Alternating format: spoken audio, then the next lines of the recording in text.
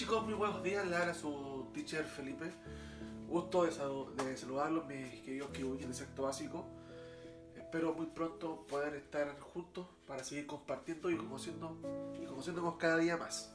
El motivo de este video, el día de hoy, tiene que ver con lo que hemos estado realizando durante las guías anteriores, que hemos estado hablando sobre la organización de la República de Chile una vez que logramos nuestra independencia.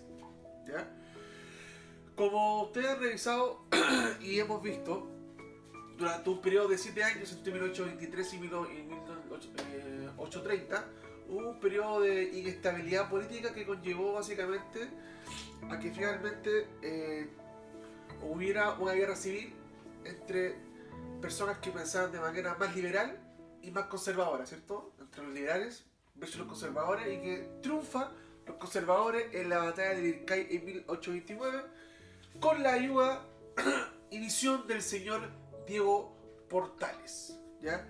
Entonces, una vez que Chile, entre comillas, los que nos gobernaban, zanjan sus diferencias, ¿ya?, en esta guerra civil entre liberales y conservadores, empieza la República Conservadora, que va de 1831 a 1861. ¿Ya? Y en esa República Conservadora van a existir 3 presidentes, ¿ya? José Joaquín Prieto, que era el general en la batalla de Lircay, que encabezaba al lado conservador, ¿ya? Después le sigue Manuel Bulnes y finalmente Manuel Montt, ¿ya? Bueno, una vez terminada la batalla de Lircay en 1829, Chile entra en un periodo de gobierno de origen conservador en donde se consolida las ideas de Diego Portales, las ideas portalianas. ¿Cuáles eran esas ideas? Recuerden, un gobierno fuerte, centralizado y ordenado, en donde los que nos dirigen sean verdaderos miembros de virtud y ejemplo para el resto de la sociedad. ¿Por qué Diego Portales buscaba esto para Chile? Porque recién nos estábamos independizando, ¿ya? Y recién buscábamos saber cómo nos queríamos organizar. Entonces, para Diego Portales, Chile era una sociedad que estaba recién organizando, como les dije, y era una sociedad muy defectuosa, ¿ya? Tenía muchos defectos. Los ciudadanos no estaban preparados para tener un gobierno de tipo liberal, democrático. Sí, lo deseaba a futuro. Diego Portales pensaba que la democracia era un buen sistema de gobierno. Sí, creía en él, ¿ya? Pero Chile en ese momento sentía que no tenía la madurez cívica, ¿ya?, para poder lograrlo. Por lo tanto, lo que le faltaba a Chile era más experiencia, ¿ya? Y para lograr la experiencia, según él, primero necesitamos el orden y la autoridad. Una vez que logremos eso, vamos a poder tener un gobierno e impartir un gobierno de tipo más liberal, democrático, consolidarlo, ¿ya? En ese sentido, sus ideas centralistas y autoritarias quedan escritas en la Constitución de 1833. ¿Y cómo queda escrita? ¿Cuál es el ejemplo más claro? Primero es que el poder ejecutivo, cuando hablamos del poder ejecutivo, hablamos del poder del presidente, ¿ya?, tenía facultades extraordinarias. O sea, el presidente era una figura que tenía un poder muy fuerte, muy centralizado, y que debía buscar siempre el orden y la autoridad y ejercerlo de manera tal que sea un ejemplo virtuoso para el resto de la sociedad, ¿ya? Y en ese sentido, el presidente podía comprar intendentes, gobernadores y alcaldes, incluso alcaldes, ¿ya? También el presidente era el que generaba las leyes, el que elaboraba las leyes, ¿ya? Y también podía prohibir decretar leyes por parte del Congreso. ¿Qué quiere decir eso? Un ejemplo, si lo llevamos al día de hoy. Imaginemos que el Congreso legaliza, un ejemplo, el aborto en todas sus causales. Resulta que finalmente el presidente, si fuera un presidente conservador, diría, si el Congreso aprobó esa ley, ok, apruébenla, pero yo como presidente lo voy a prohibir. Esa ley no va a existir. ¿Ya? ¿Por qué? Porque tenía ese poder fuerte, tenía ese poder de decidir y esa autoridad para ver qué era lo mejor para Chile, según él. Prácticamente el presidente en la era conservadora era un rey sin corona. Literalmente hacía lo que quería, siempre y cuando mantuviera la idea básica de Portales. La idea de un gobierno fuerte, centralizado y ordenado. ¿Ya? Entonces podía eliminar ciertas leyes que el Congreso quisiera poner. ¿Ya? Y además tenía la capacidad de restringir libertades de las personas. Si él veía que el país estaba inestable y desordenado, él podía generar un estado de sitio. Un estado de sitio significa que las personas tienen que quedarse en sus casas, no pueden salir. O sea, restringe las libertades de cada una de las personas cuando él estimaba conveniente. ¿Ya? Todas estas ideas son las ideas de Portales en su inicio como la República de Chile. ¿Ya? Recuerden que eso es súper importante. Portales tiene esta idea de un gobierno fuerte, centralizado en un inicio, porque necesitamos organizarnos y saber qué queremos. Pero una vez que logremos estabilizarnos, logremos organizarnos, sí creía que el sistema democrático podía funcionar en Chile, pero una vez que hayamos madurado como sociedad. ¿Ya? Bueno, ya hemos hablado de lo que son las ideas de Portales. ¿Ya? Para Portales, la base de cualquier orden político debe ser el orden y la estabilidad, buscar la estabilidad. ¿Ya? La población chilena, por lo tanto, era poco instruida, no estaba preparada para un gobierno democrático. Tenía que prepararse. ¿Ya? Y mientras no existiese una institucionalidad sólida y una cultura cívica bien cimentada, lo más conveniente era imponer la autoridad fuerte. Lo que hemos hablado todo este rato. ¿Ya? Una vez que nos eduquemos, una vez que la sociedad sea una sociedad culta, que sepa bien cuáles son sus derechos, sus deberes y cómo debe actuar como ciudadano, recién ahí puede formar una sociedad democrática. Antes necesitamos orden y estabilidad y una autoridad fuerte que sea capaz de llevarlo a cabo. ¿Ya? Básicamente eso. Ahora, todas estas ideas se implementan ¿en qué constitución? En la constitución de 1833. En esta constitución hay básicamente 8 ideas súper claras. ¿Ya? Primero es que el presidente ejerce su poder durante 5 años, pero puede ser reelegido inmediatamente 5 años más. Por lo tanto, los presidentes conservadores han sido en Chile los únicos que han gobernado 10 años. Por eso se conoce como los gobiernos de los decenios. ¿Ya? Ellos podían dictar leyes, como les dije anteriormente, y decretos. Ellos eran los que hacían todo en Chile. Podían vetar proyectos del Congreso. ¿Ya? Lo que acabamos de hablar. Si había un proyecto que ellos consideraban que el Congreso había mandado y estaba malo y o no les gustaba, lo eliminaban, lo vetaban. Designaban ministros, intendentes, gobernadores e incluso jueces. Incluso el poder ejecutivo estaba prácticamente ligado con el poder judicial. No estaban separados, como dice que, como plantean, debiera ser en los gobiernos democráticos. ¿Ya? Podía declarar estado de sitio, toque de queda básicamente, quitar libertad de a las personas, y estaba totalmente ligada el Estado a la Constitución, perdón, a la Iglesia. La Iglesia tenía gran injerencia en las decisiones del Estado. Finalmente,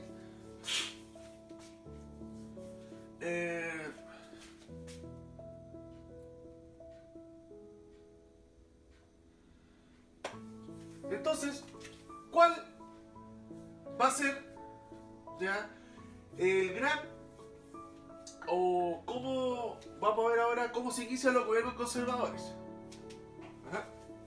Los gobiernos conservadores parten con el señor o el presidente José Joaquín Prieto. Esto lo vamos a ver en lo político, en lo económico, en lo material y en lo internacional. ¿Ya? En lo político se crea la Constitución de 1833, que ha sido la constitución más larga en la historia de Chile.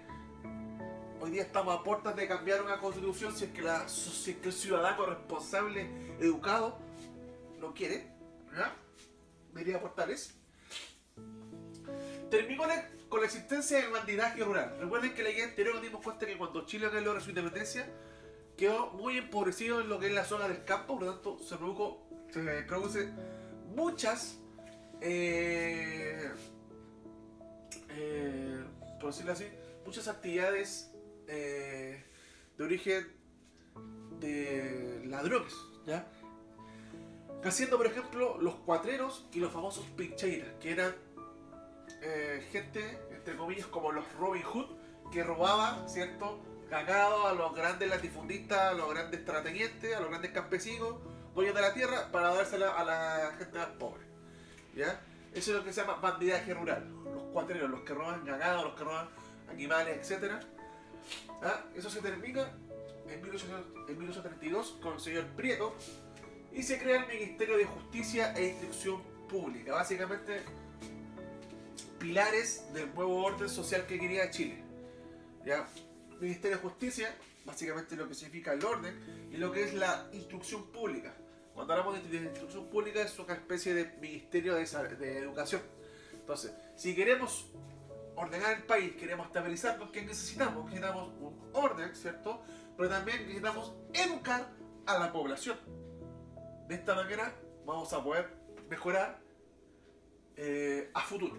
Por eso la educación es la base de toda sociedad para que ésta progrese. En lo económico se descubre que el migrante de Chañarcillo en 1832 en Copiapó, ya lo que produce gran riqueza para el Estado. Y con esto se crean lo que son las leyes de cabotaje y de exportación mineral. Chile siempre ha sido un país que ha basado su riqueza en los productos o los recursos naturales, en este caso recursos de la minería.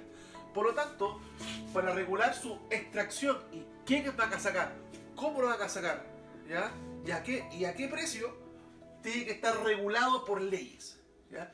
Entonces, ahora, si bien se descubre el mineral de plata, no cualquiera podía sacarlo, sino que tenía que estar regularizado. Y el Estado se trata de regularizar la forma en que va a ser explotado este mineral, cómo lo va a ser explotado, de qué manera y cómo va a recaudar fondos para el Estado. ¿Cuánta plata le va a llegar al Estado debido a esta mina de plata, ¿ya? Y desde ahí en adelante siempre se han promulgado leyes acorde a la explotación del mineral. En un principio fue de plata, después va a ser de cobre, perdón, de salitre, y hoy en día lo que es el cobre, ¿ya? En lo material se restauran los almacenes Franco en Valparaíso. Esto es súper importante porque es lo que vamos a ver a continuación, debido a que obviamente para que un país progrese necesita también un buen puerto marítimo, y en ese sentido el presidente Prieto se da cuenta de que Valparaíso es un punto estratégico esencial dentro del mundo de esa época. ¿Por qué? Porque todos los buques que venían desde Europa tenían que pasar por el estrecho de Magallanes y llegaban a Valparaíso. Entonces Valparaíso era el centro neurálgico comercial del mundo. Por eso se le conoció como la joya del Pacífico.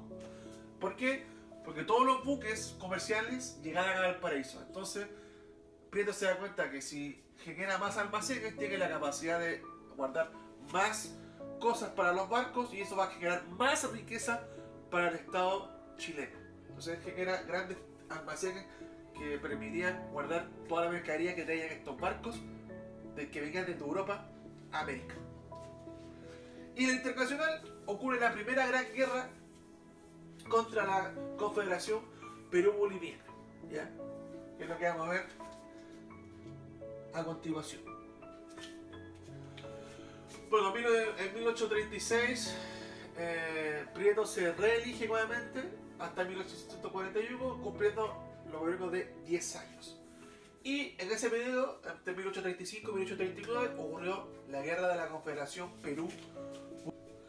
Bueno, en el gobierno de Prieto ocurre lo que se denominó la primera guerra externa que va a tener nuestro país, y es la guerra de la Confederación Perú-Boliviana, que va de 1835 a 1839.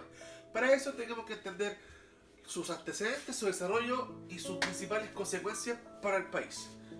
El primer antecedente, vamos a hablar de básicamente 4 antecedentes, ¿ya?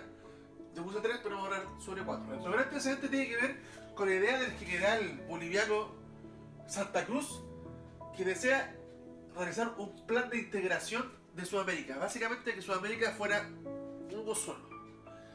¿Y cómo lo quiere hacer? ¿Y por qué lo quiere hacer? Porque él quiere revivir lo que era el antiguo imperio incaico.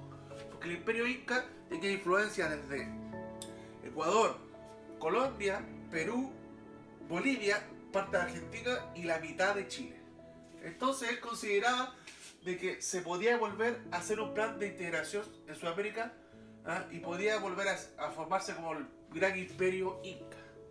¿Ya? Entonces para eso necesitaba unir a Chile para sus planes. Ya tenía Perú, ya estaba Bolivia, entonces ahora quería integrar a Chile para formar un gran país sudamericano. Obviamente Portales no iba a querer unirse, ¿ya?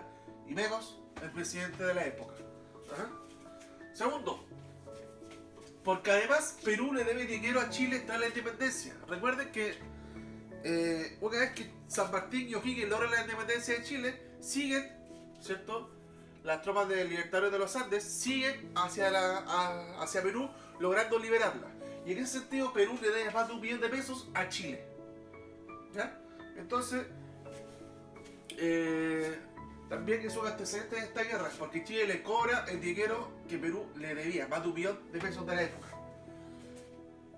Tercero, por conspiraciones internas para derribar al gobierno chileno, encabezadas por el general Ramón Freire, de origen liberal. Recuerden que en la batalla del Ircay de 1829, el pensamiento liberal, o las personas que tenían un pensamiento liberal, pierden frente a los conservadores. Entonces, en esta guerra ven la oportunidad de terminar con el gobierno conservador y ellos volver al poder. Ya, las personas que tengan un pensamiento más liberal. ¿Encasados por qué? Por el señor Ramón Freire. Y cuarto, básicamente un motivo comercial. ¿Ya? La disputa entre el Callao y Valparaíso para convertirse en los puertos principales de América Latina. ¿Ya? En los puertos que llegaban todo el comercio que llegaba desde Europa. Entonces ambos países van a luchar para convertirse en los principales puertos de América Latina. Y en esta guerra va a ver lo que va a ocurrir. ¿Ya? En ese sentido, Portales en 1836, ¿cierto?, declara la guerra a la Confederación Perú-Boliviana porque no estaba dispuesto a compartir las riquezas del país con ellos. ¿Ya? Recuerden que era comerciante, primero que todo. Y manda... un hecho importante es que en ese mismo año hay un complot contra Portales y es asesinado, ¿ya?, por personas que todavía tenían el pensamiento liberal en Chile, ¿cierto? Logran vengarse de Portales y su derrota en la batalla del Ircay en 1829 y hacen un complot y lo asesinan dentro de este periodo de guerra. Pero eso exacerbó o convirtió a Portales en una figura de patriotismo. Y eso queda claro cuando Chile, a través del presidente José Joaquín Prieto, manda la primera expedición marítima a través del señor Blanco Encalada hacia Perú, ¿ya?, para ver cómo estaban las tropas, cuánto eran y cómo podía desarrollarse la guerra. Finalmente, esta expedición militar encabezada por Blanco Encalada fue un gran fracaso para el Estado chileno. ¿Por qué? Porque Blanco Encalada queda sometido a las fuerzas de Santa Cruz, y para firmar una retirada y no perder más tropas y barcos de esta expedición, firma el Tratado de Pacaurpata.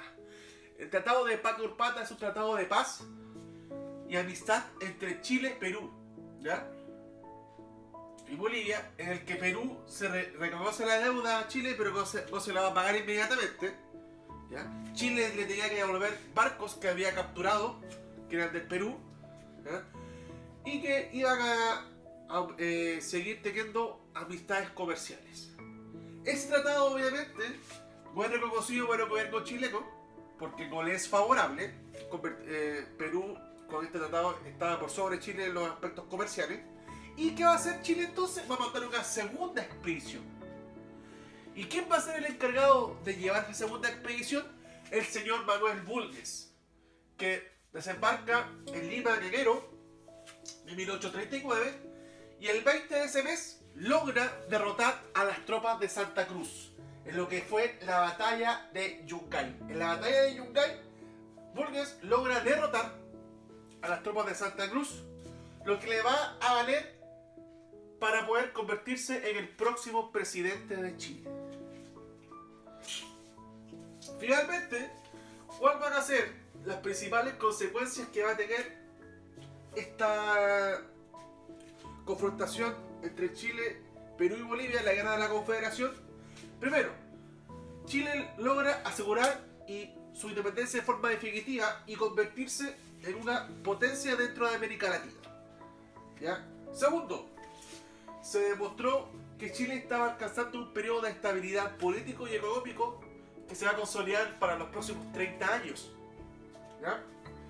Tercero, permitió disminuir la tensión social al generar un sentimiento de unidad nacional, es decir, los chilenos nos unimos frente a una causa, lo que conlleva a la causa número 4, que es la consolidación de los sentimientos de nacionalidad y patriotismo, particularmente porque había sido una guerra ganada por el pueblo, ¿ya?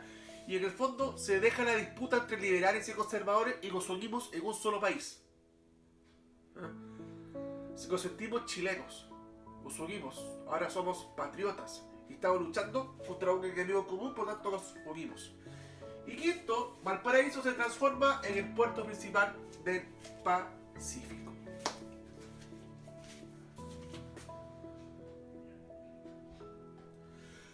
Posteriormente entonces vino el segundo gobierno conservador, que es el señor Manuel Bulnes, que va de 1841 a 1851. Y aquí la ver en lo que fue su aspecto político, económico, material, cultural y territorial. Primero, como estamos en un periodo de unidad nacional, ¿cierto? De sentir que somos un nuevo país, que estamos todos en la misma sintonía, él crea lo que son las leyes de amnistía. Cuando hablamos de leyes de amnistía, es básicamente que acepta que puedan volver todas las personas que tenían su pensamiento liberal y que habían sido y que se habían exiliado luego de los conservadores ganaron la batalla del Ircay. Muchas personas de origen liberal se van del país, ¿ya? Para no ser perseguidos. Por lo tanto, él crea la ley de amnistía para que puedan volver todos los chilenos y así consolidar lo que es la nación en base del sentimiento patriótico, ¿cierto? Y la unidad nacional. Para eso crea esta ley de amnistía, para que todos volvamos a ser un solo país, independientemente de la forma en que podamos pensar. ¿Ya? Segundo, crea lo que es la ley de colonización que regulaba la llegada de extranjeros a la zona de Yanquibo, al sur de Chile, la zona de los ríos y los lagos, hoy en día, la 9ª y 10ª región, si lo quieren conocer así. ¿Ya? Que el tema que vamos a ver más adelante, que cuando Chile empieza a incorporar territorio dentro del siglo XIX. En lo económico, se genera lo que es la venta de trigo a California y a Australia. Esto que ha hecho muy relevante, lo que se denominó la fiebre del oro. ¿Por qué? Finalmente el último gobierno de origen conservador es el gobierno del señor Manuel Montt, que también lo va a ver en lo político, material, cultural y territorial. En lo político se promulgó el Código Civil, ¿ya? El Código Civil es el que regula el comportamiento entre las personas, entre todos nosotros, y dice cómo debemos comportarnos tanto en lo social, en lo administrativo. ¿Por qué? Porque en el Código Civil están todos los contratos que podamos tener, están las órdenes de matrimonio, ¿ya? Las defunciones, la gente que muere. Entonces, todo el comportamiento de las personas va a estar regulado en un Código Civil, ¿cierto? El código máximo es la Constitución, pero el que lo sigue, ¿ya? Es el Código Civil, y en el Código Civil regula el comportamiento de las personas dentro del territorio nacional, ¿ya? Se crea la ley de instrucción primaria, es decir, el Estado se hace cargo de la educación hasta la enseñanza básica, en un principio, lo que fue en 1860. Se inicia la construcción del ferrocarril Santiago-Valparaíso y del la red telegráfica de Santiago a Talca. Eso es muy importante, porque cuando hablamos de la red telegráfica, básicamente hablamos de mensajes. Hoy en día mandamos todo por correo electrónico, por WhatsApp. Imagínense que de manera muy primitiva eso mismo eran los telégrafos. Tenían la función de mandar información de un lugar a otro, ya de manera más rápida. Ya no a través de una carta que se demoraba semanas en llegar, sino que era de un telégrafo y se podía demorar días o horas, ya no semanas como antes. ¿Ya? Se expande la escuela normalista dentro de Chile en 1854, ya se expande a Valparaíso, a Concepción, a la ciudad más importante, y se funda la ciudad de Puerto Montt, lo que he hecho territorial, en 1853. El trabajo que les di es que van a tener que hacerme una línea de tiempo sobre los gobiernos conservadores. Entonces la idea, chiquillos, es que con esto los pueda ayudar, porque si bien en esa línea de tiempo lo que tienen que hacer, chiquillos, es colocar los presidentes de origen conservador y cuáles fueron sus obras más importantes. Lo pueden separar como lo hice yo, en lo político, en lo material, en lo cultural y en lo territorial, y colocar hechos fundamentales en su gobierno y explicarlos. ¿Ya? Eso es lo que tienen que hacer en su línea de tiempo. ¿Ya? Espero que los haya ayudado en este video. Al final también les dejaré un videito explicativo de los gobiernos conservadores cortito para que lo vean. Y eso pues, chiquillos, un abrazo, cuídense mucho y espero volver a abrazarlos pronto a cada uno de ustedes. Cuídense y estén con sus familias. Nos vemos, adiós.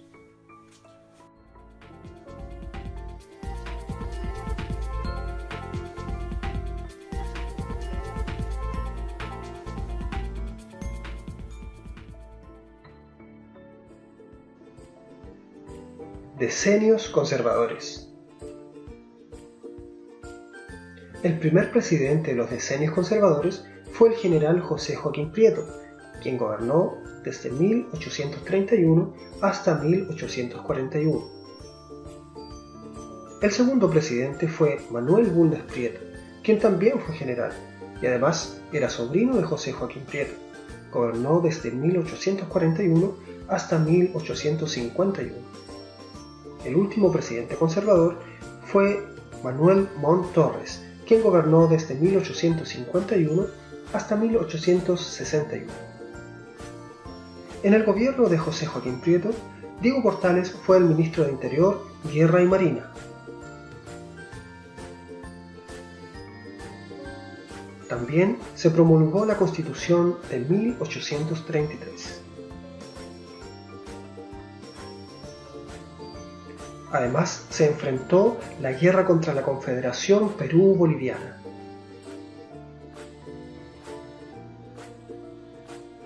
Tras un motín en contra de la guerra, asesinan a Diego Portales.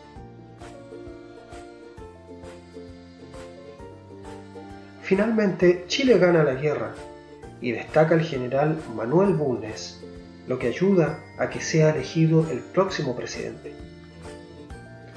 Tras su triunfo en Yungay, encabezó un gobierno estable y conciliador. También se desarrolló el movimiento intelectual de 1842.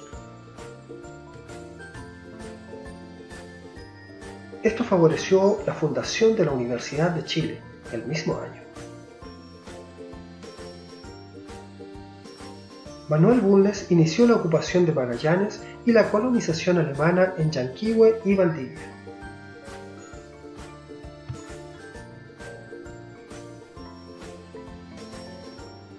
Gobierno de Manuel Montt. La intentona revolucionaria liberal de 1851 determinó el carácter autoritario de este gobierno. En este periodo se realizó la fundación de la ciudad de Puerto Montt en 1853. También ocurrió la promulgación del Código Civil en 1855. La llamada Cuestión del Sacristán provocó el quiebre entre el gobierno y la Iglesia Católica.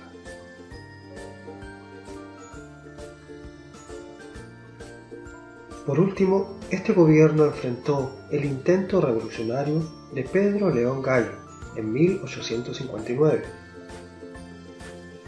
Manuel Montt finalizó su mandato el año 1861.